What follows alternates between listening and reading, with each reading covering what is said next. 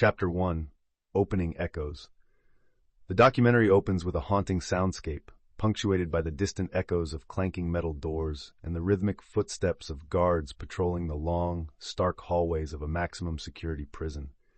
A disembodied voice narrates the stark reality of life behind bars, setting a tone of somber reflection. As the camera pans across the bleak landscape surrounding the prison, the atmosphere feels heavy with despair and isolation. In a confidential meeting room, an announcement brings an unexpected glimmer of hope: the introduction of an innovative rehabilitation program. Inmates express their skepticism in candid snippets. What's the point? And they don't really care, their voices tinged with resignation. Yet among the doubts, there's a flicker of curiosity. As the echoes of despair fade, a sense of anticipation begins to build, hinting at the transformative journey that lies ahead.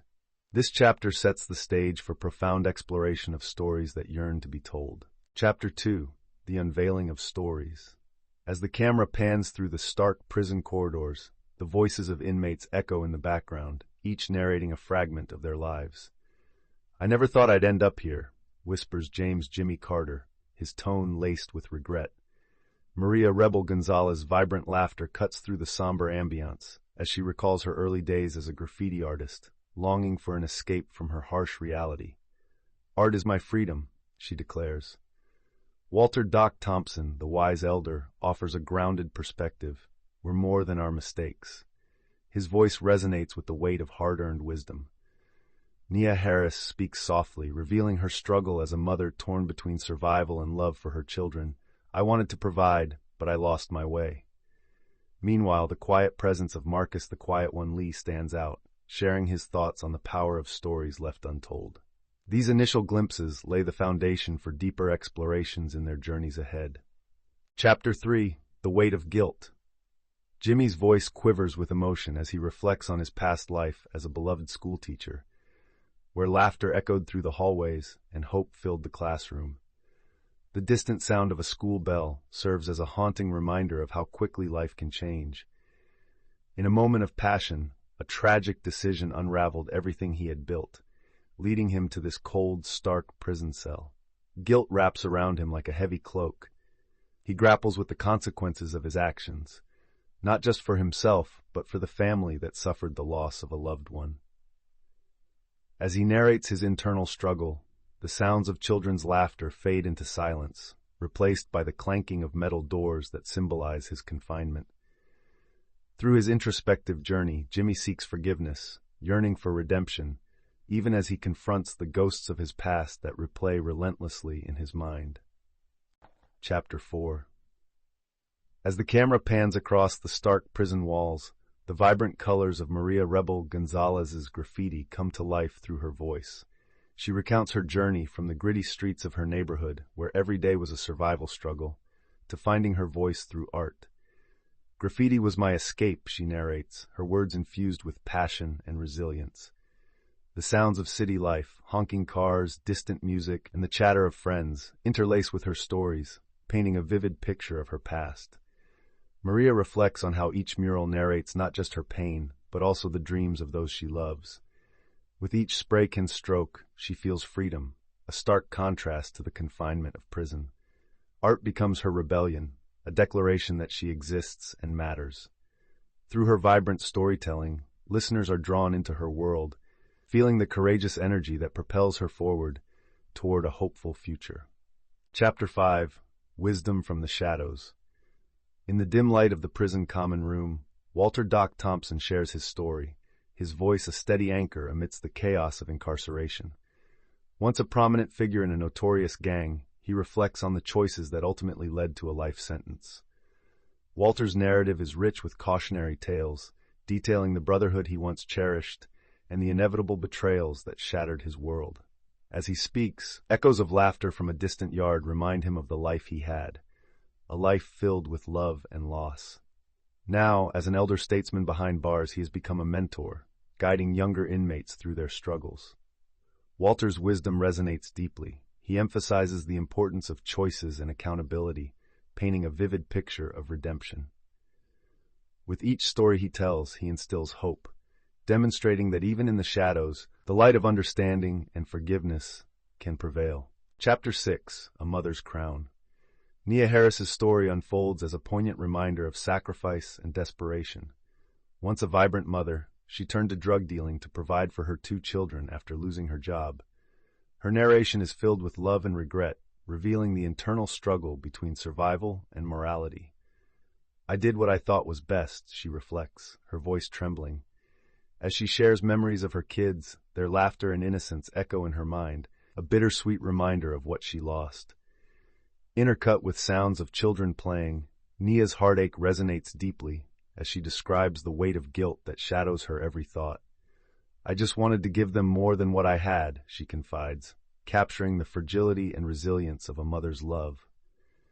Nia's narration culminates in a dream, reuniting with her children, where forgiveness could bloom and the possibility of redemption dawns amidst her struggles. Chapter 7, Voices Unheard. In this chapter, we delve into the world of Marcus the Quiet One Lee, a man whose silence speaks volumes. As he reflects on his life, the ambient sounds of prison, clanging metal doors, and the distant shuffling of feet underscore his isolation. Marcus shares the struggle of being overlooked, both inside and outside the prison walls, where words often fail him. He recounts moments of lost connection with family and friends, painting a vivid picture of longing and regret. Yet amid the shadows of despair, there's an awakening. His observations on vulnerability reveal rich insights about the importance of connection and understanding. As he listens to his fellow inmates share their stories, Marcus begins to realize that even the quietest voices can resonate powerfully. His narration becomes a poignant reminder that everyone has a story worth hearing, and sometimes silence is merely the prelude to profound truths waiting to be spoken. Chapter 8, The Call for Change. As the sun sets against the stark prison walls, a palpable tension hangs in the air. The inmates gather in the common room, their faces a tapestry of skepticism and curiosity.